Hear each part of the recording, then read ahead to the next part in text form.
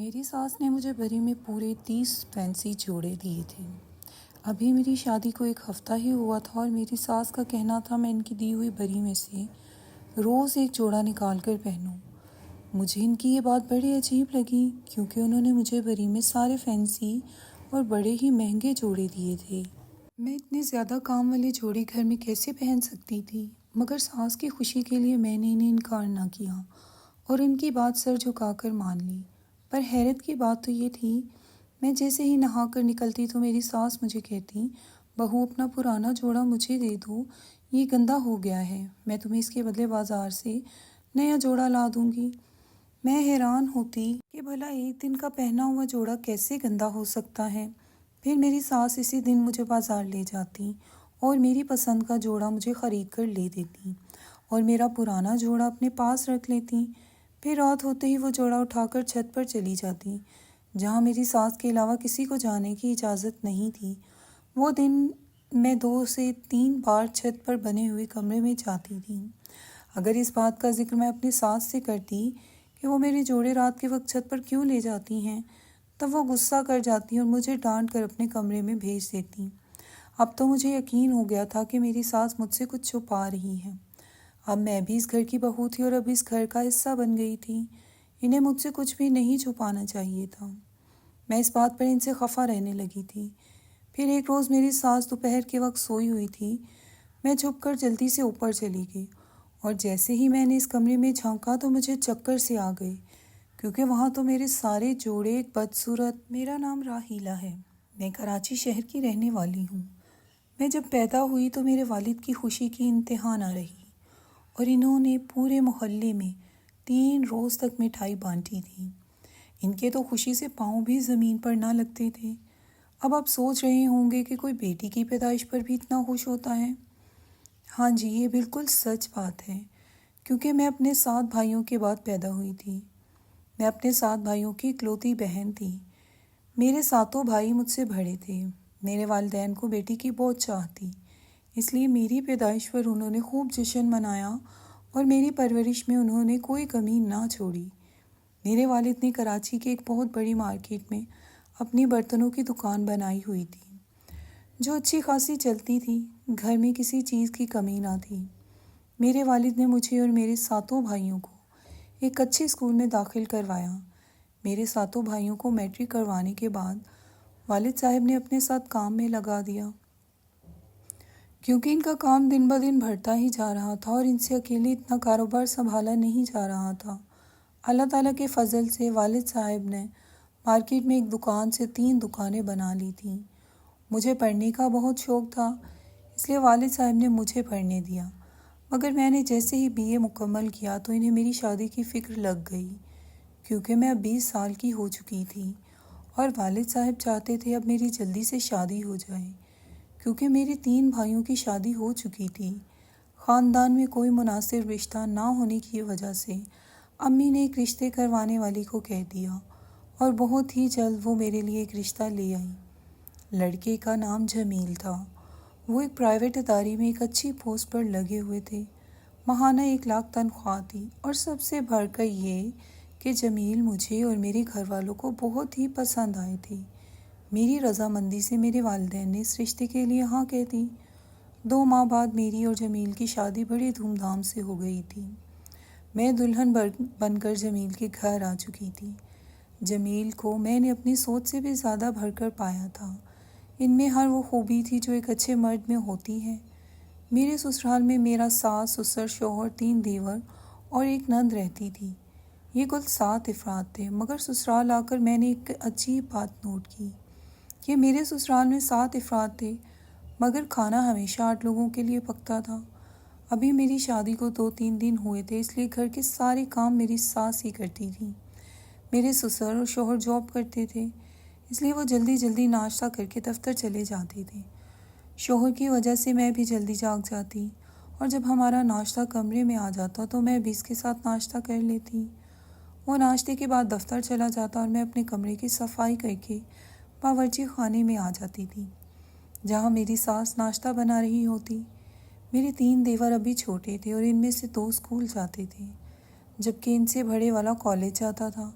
اس لیے صبح سویرے وہ بہت شور مچاتے ہیں، اور جب وہ تینوں گھر سے نکل جاتے تھے تو گھر میں بالکل خاموشی چھا جاتی، کیونکہ اب گھر میں میری ساس، نند اور میں ہی رہ جاتی تھی۔ ایسے میں میری ساس 2 پراٹھے بنانے کے بجائے 3 بنا لیتی تھی، بلکہ مجھ سے نظر بچا کر ایک چھوٹی سی ٹرے سجا لیتی تھی۔ میری نند وہیں باورچی خانے میں ناشتہ کر لیتی اور پھر اسکول چلی جاتی۔ ایسے میں وہ چھوٹی سی ٹرے دیکھ کر میں حیران رہ جاتی، مگر میری ساس میرے باورچی خانے میں ہونے تک وہ ٹرے مجھ سے چھپا کر رکھتی تھی۔ ابھی میری شادی کو 1 ہفتہ ہوا تھا، اس لیے میں یہ دیکھ کر سوچتی تھی کہ اس گھر میں 8واں کون تھا جس کے لیے میری ساس ٹرے سجاتی تھی۔ میری ساس نے مجھے بری میں 30 فینسی جوڑے دیے تھے۔ ان کا کہنا تھا کہ میں روز جمیل کے آنے سے پہلے نہا دھو کر ان کی دی ہوئی بری میں سے ایک جوڑا پہن کر بیٹھوں۔ مجھے فینسی جوڑے پہننے کا شوق نہ تھا، مگر ساس کے کہنے پر میں روز ایک فینسی جوڑا پہننے لگی۔ مگر حیرت کی بات تو یہ تھی کہ میں جب نہا کر نکلتی تو ساس مجھے کہتی، بہو اپنا پرانا جوڑا مجھے دے دو، وہ گندا ہو گیا ہوگا، میں تمہیں اس کے بدلے بازار سے نیا جوڑا لے دوں گی۔ ان کی یہ بات مجھے بڑی عجیب لگتی، مگر میں چپ کر کے انہیں اپنا پرانا جوڑا دے دیتی اور وہ مجھے اس کے بدلے ایک نیا جوڑا لا دیتی۔ میں ان کی یہ بات سمجھ نہ پائی تھی۔ پھر ایک دن میری نند نے اپنے اسکول کے لیے کچھ چیزیں خریدنی تھیں۔ میری ساس اور نند نے بازار جانے کا پروگرام بنا لیا۔ مجھے کہا تم بھی ہمارے ساتھ چلو، آج میں تمہیں تمہاری پسند کا جوڑا لے دوں گی۔ میں گھر میں اکیلی بور ہو رہی تھی، اس لیے میں ان کے ساتھ بازار چل پڑی۔ ویسے بھی میری نئی نئی شادی ہوئی تھی۔ پہلے میری ساس نے اپنی بیٹی کے لیے کچھ سامان خریدا اور پھر وہ مجھے کپڑے کی دکان پر لی گئیں، جہاں انہوں نے مجھے میری پسند کا فینسی جوڑا خرید دیا۔ پھر اسی وقت میں نے دیکھا کہ میری نند اور ساس نے ہی مجھ سے چھپ کر ایک بچے کے کپڑے خرید لیے۔ یہ دیکھ کر میں حیران ہوئی کہ ہمارے گھر میں اتنا چھوٹا بچہ کون تھا۔ پھر مجھے خیال آیا کہ شاید وہ ہمارے ہونے والے بچے کے لیے کپڑے خرید رہے تھے، مگر پھر میں نے یہ سوچا اب تو یہ خوشی کی بات تھی، اس لیے انہیں یہ بات مجھ سے چھپانی نہیں چاہیے تھی، بلکہ مجھے وہ کپڑے بھی دکھانے چاہیے تھے۔ خیر، یہ تو میں جان گئی کہ وہ مجھ سے بہت کچھ چھپا رہے تھے اور مجھے بتانا نہیں چاہتے تھے، اور میں پوچھ بھی نہیں سکتی تھی کیونکہ نیا نیا ساتھ تھا۔ وہ کہیں یہ نہ سمجھ لیں کہ میں اس کے گھر والوں پر شک کر رہی تھی، اس لیے میں نے ہی یہ بات ان سے نہیں پوچھی، بلکہ میں تو بار بار اس بات کو نظر انداز کر رہی تھی۔ مگر بار بار یہ بات میرے سامنے آ جاتی، کیونکہ اب میں اس گھر کا فرد تھی، اور روز میری ساس کا مجھے کہنا کہ تمہارا کل والا جوڑا گندا ہو گیا ہے، تم نہا کر نیا جوڑا پہن لو اور یہ مجھے دے دو۔ مجھے سب بڑا عجیب لگتا تھا، بھلا ایک دن میں ایک نیا فینسی جوڑا کیسے گندا ہو سکتا تھا، جبکہ میں تو سارا دن اپنے کمرے میں رہتی تھی، نیا جوڑا پہن کر نہ باہر جاتی اور نہ ہی کوئی کام کرتی۔ میں روز نہا کر نیا جوڑا پہن لیتی اور پرانا جوڑا ساس کو دینے کے بعد ان کے پاس بیٹھ جاتی۔ میری ساس جوڑا لینے کے بعد بار بار چھت پر بنے ہوئے کمرے کی طرف دیکھتی تھی، گھر کی چھت پر بنا کمرہ جہاں صرف میری ساس جاتی تھی۔ میں سوچنے لگی کہ وہاں ایسا کیا تھا جو میری ساس کی نظریں بار بار وہیں اٹھ جاتی تھیں۔ پھر ایک دن شام کو میں نے چائے بنائی تو میں نے سارا دودھ چائے میں ڈال دیا۔ جب ہم چائے پی رہے تھے تب میری ساس نے دودھ کا پوچھ لیا اور میں نے اسے بتایا کہ میں نے تو سارا دودھ چائے میں ڈال دیا تھا۔ یہ سن کر وہ فکر مند ہو گئی، اس نے جلدی سے ہی میرے دیور کو بازار سے دودھ لینے بھیج دیا اور اس بیچارے کو چائے بھی نہیں پینے دی۔ اس بات نے مجھے حیران کر دیا تھا۔ پھر ایسی کئی باتیں ہونے لگی جس سے مجھے شک ہونے لگا کہ میرے سسرال والے کچھ تو مجھ سے چھپا رہے تھے۔ ساس کا روز مجھے نیا جوڑا لا کر دینا اور میرا پرانا جوڑا اپنے پاس رکھ لینا، یہ سب باتیں میری سمجھ سے باہر تھیں۔ پھر دن گزرنے کے ساتھ ساتھ میں گھر کے کام کرنے لگی اور اب مجھ پر کھانا پکانے کی ذمہ داری بھی آ گئی تھی۔ اس سے پہلے گھر کے سارے کام میری ساس کر دیا کرتی تھی اور شام کے وقت میری نند ان کی مدد کیا کرتی تھی، مگر میں اوپری منزل کے کمرے تک میں کبھی نہیں گئی تھی، کیونکہ میری ساس اس کی صفائی کر دیا کرتی تھی اور یہ سب اس وقت کرتی تھی جب میں اپنے کمرے میں آ جاتی، تاکہ مجھے اس بارے میں پتہ نہ چل سکے۔ مگر کب تک ایسے چلتا؟ آخر میں بھی اس گھر کی بہو تھی، یہ لوگ مجھ سے یہ راز کب تک چھپا سکتے تھے؟ اور پھر وہی ہوا، ایک دن میں نے دوپہر کا کھانا پکایا۔ دوپہر کے وقت میں اور میری ساس سے ہوتے تھے، مگر میں اپنے تینوں دیور اور ان کا بھی کھانا پکاتی تھی، کیونکہ وہ عام طور پر دن کے 2 بجے تک گھر آ جاتے تھے۔ مگر میں اور میری ساس 12:30 بجے تک کھانا کھا لیتے تھے۔ اس دن میری طبیعت کچھ ٹھیک نہیں تھی، اس لیے میں نے کھانے کے بعد اپنی ساس کو بتایا اور اپنے کمرے میں آ گئی۔ طبیعت خراب کی وجہ سے مجھے نیند نہیں آئی اور میں نے سوچا کہ سر درد کی گولی لے لوں، اس درد سے تو آرام آ جائے، اس لیے میں اپنے کمرے سے باہر نکل آئی۔ ابھی میں برآمدے میں ہی تھی کہ میں نے باورچی خانے میں اپنی ساس کو اپنی ایک پلیٹ میں کھانا ڈالتے ہوئے دیکھا۔ یہ دیکھ کر مجھے بڑی حیرانی ہوئی، کیونکہ ابھی کچھ دیر پہلے ہی تو ہم دونوں ساس بہو نے مل کر کھانا کھایا تھا۔ یا اچانک میری ساس کو پھر سے بھوک لگ گئی؟ میں نے اپنے دل میں سوچا تھا اور اسی وقت میں حیران رہ گئی جب میری ساس وہ پلیٹ ٹرے میں رکھ دی اور اسے اپنے دوپٹے سے ڈھانپ کر باورچی خانے سے باہر نکلی اور سیڑھیاں چڑھ کر چھت پر جانے لگی۔ میں جلدی سے برآمدے کے پلر کے پیچھے چھپ گئی تاکہ وہ مجھے دیکھ نہ لیں، اور پھر میں نے اپنی ساس کو اس کمرے میں کھانا لے جاتے دیکھ لیا۔ ابھی میں وہیں کھڑی تھی کہ اچانک ساس نیچے آئی اور میری بڑے کے جوڑے جو گندا گندا کہہ کر مجھ سے لے لیتی تھیں، وہ فینسی جوڑے بھی اٹھا کر چھت پر لے گئیں۔ اب تو مجھے پکا یقین ہو گیا تھا کہ ضرور اس گھر میں کچھ گڑبڑ ہے، کچھ تو غلط ہو رہا تھا، کیونکہ مجھ سے یہ سب چھپایا جا رہا تھا۔ کہیں میری ساس میری شادی والے جوڑوں پر کوئی جادو یا تعویذ تو نہیں کر رہی تھی؟ میرے دماغ میں بہت سی باتیں آ رہی تھیں۔ میں اس گھر کی بہو تھی اور اب اس گھر کا حصہ بن گئی تھی۔ آخر چھت پر کیا ہو رہا تھا مجھے اس کے بارے میں بتا دینا چاہیے تھا۔ میں یہ بات سوچ کر اپنے سسرال والوں سے خفا ہو گئی، مگر میں نہیں جانتی تھی کہ یہ میرے بھلے کے لیے تھا۔ میں نے دل میں ارادہ کر لیا کہ میں اب ساس کو سارا دن باتوں میں لگائی رکھوں گی اور اوپر جانے ہی نہیں دوں گی۔ اگلے روز میں نیا فینسی جوڑا پہننے سے انکار کر دیا تو میری ساس نے مجھے خوب ڈانٹا اور کہا کہ بہو اسے ہمارے گھر کی رسم سمجھو، اگر تمہیں یہاں رہنا ہے تو یہ سب کرنا پڑے گا۔ میں زیادہ بہت نہیں کرنا چاہتی تھی، مجھے ڈر تھا کہ کہیں میرے شوہر کو اس بات کا پتہ چل گیا اور انہوں نے اپنی ماں کے کہنے پر مجھے چھوڑ دیا تو میں کہاں جاؤں گی۔ اس لیے میں نے نہا کر ساس کا دیا ہوا جوڑا پہن لیا اور اپنا اترا ہوا جوڑا ساس کو دے دیا، مگر میں نے پلان کے مطابق ساس کو سارے دن باتوں میں لگائی رکھا۔ آج دوپہر کو انہیں اوپر جانے کا موقع نہ ملا، مجھے ان کے چہرے سے واضح کوئی پریشانی محسوس ہو رہی تھی۔ شام کو میرے شوہر جمیل آئے تو میں مجبوراً ساس کو چھوڑ کر اپنے کمرے میں آ گئی، مگر میری نظریں ساس کے کمرے کی طرف تھیں۔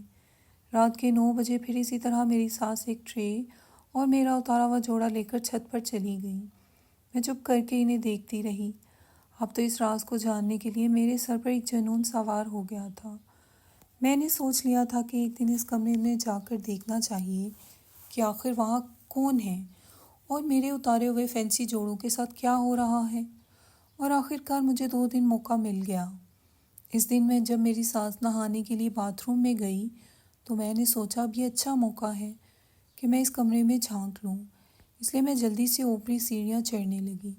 سچ تو یہ تھا کہ ایسا کرتے ہوئے میرا دل دھک دھک کر رہا تھا، کیونکہ مجھے ڈر تھا کہ کوئی دروازے سے اندر نہ آ جائے، مگر میں نے پکا ارادہ کر لیا تھا، اس لیے میں رکی نہیں اور اس بند کمرے کے سامنے پہنچ گئی، اور جیسے میں نے اس میں جھانکا تو آگے کا منظر دیکھ کر مجھے چکر آ گئے اور میں گر کر بے ہوش ہو گئی، کیونکہ وہ تو ایک بلا نما چیز تھی جو سامنے بستر پر لیٹی ہوئی تھی اور میرے سارے کپڑے سامنے ہینگر پر لٹکے ہوئے تھے۔ اس کا چہرہ اتنا عجیب و غریب تھا کہ میں اسے دیکھتے ہی بے ہوش ہو گئی۔ میری آنکھ کھلی تو میں نے دیکھا میں بستر پر لیٹی ہوئی تھی اور سب گھر والے میرے ارد گرد بیٹھے ہوئے تھے۔ میں نے دیکھا کہ سب بہت پریشان تھے۔ مجھے ہوش میں آتا دیکھ کر میری ساس کہنے لگی، شکر ہے راحیلہ تم ہوش میں آ گئی، ورنہ میں تو تمہیں اوپر والے کمرے کے سامنے بے ہوش دیکھ کر ڈر گئی تھی۔ یہ سنتے ہی مجھے وہ منظر یاد آ گیا جب میں نے اس کمرے میں جھانکا تھا، اس لیے میں نے گھبرا کر اپنی ساس سے پوچھا اوپر والے کمرے میں کون تھا اور وہاں میرے سارے فینسی جوڑے کیوں لٹکائے ہوئے تھے۔ یہ سن کر میری ساس کچھ دیر کے لیے خاموش ہو گئی اور بھی کہنے لگی، یہ بات میں نے تم سے اس لیے چھپائی تھی کیونکہ مجھے پتا تھا کہ تم بھی باقی لوگوں کی طرح ڈر جاؤ گی، مگر تم خود ہی اس تک پہنچ گئی۔ یہ کہہ کر میری ساس نے مجھے ایک نظر دیکھا اور کہنے لگی وہ میری بیٹی ہے جو کہ اس وقت 18 سال کی ہو چکی ہے، مگر اس کے باوجود ایک چھوٹے بچی کی طرح ہے۔ دراصل میرے 4 بیٹے اور 1 بیٹی تھی اور مجھ سے مزید بچے پیدا کرنے کی طاقت نہیں تھی، اور یہ بات اس وقت مجھے ڈاکٹروں نے کہہ دی جب میری بیٹی پیدا ہوئی، مگر میں چاہتی تھی میری ایک اور بیٹی بھی پیدا ہو، اس لیے میں ایک بار پھر امید سے ہو گئی اور میں نے یہ بات سب سے چھپا لی، مگر یہ بات میں اپنے شوہر سے کیسے چھپا سکتی؟ اس لیے پھر جب میرے شوہر کو اس بات کا پتہ چلا تو مجھ سے بہت خفا ہوئے اور اس نے مجھ سے کہا کہ اسے ضائع کروا دو، کیونکہ ڈاکٹر نے تمہیں منع کیا تھا، اب تمہاری صحت اس قابل نہیں کہ تم بچہ پیدا کرو۔ مگر میں ضد پر اڑ گئی۔ پھر ایک دن میری طبیعت خراب ہوئی تو میں ڈاکٹر کے پاس چلی گئی اور اس نے مجھے چیک اپ کے بعد بتایا میری بیٹی ہے اور یہ بچی نارمل نہیں تھی، مگر اب اسے ضائع بھی نہیں کیا جا سکتا ورنہ میری جان بھی جا سکتی ہے، کیونکہ مجھے اس وقت 8واں مہینہ تھا۔ اس لیے میں نے فیصلہ کیا کہ میں کوئی غلط قدم نہیں اٹھاؤں گی۔ میرے دل میں یہ بھی خیال آتا تھا کہ سائنس خدا نہیں تھی، اس لیے ان کی کئی بات جھوٹ بھی ہو سکتی تھی، مگر مجھے ڈاکٹروں کی بات پر اس وقت یقین آیا جب یہ بچی اس دنیا میں آئی، اور ہم سب ڈر گئے کیونکہ یہ کسی انسان کا بچہ لگ ہی نہیں رہا تھا۔ اس کی شکل بہت ڈراؤنی تھی۔ سب نے مجھ پر غصہ کیا تھا کہ تمہاری ضد کی وجہ سے ہوا ہے۔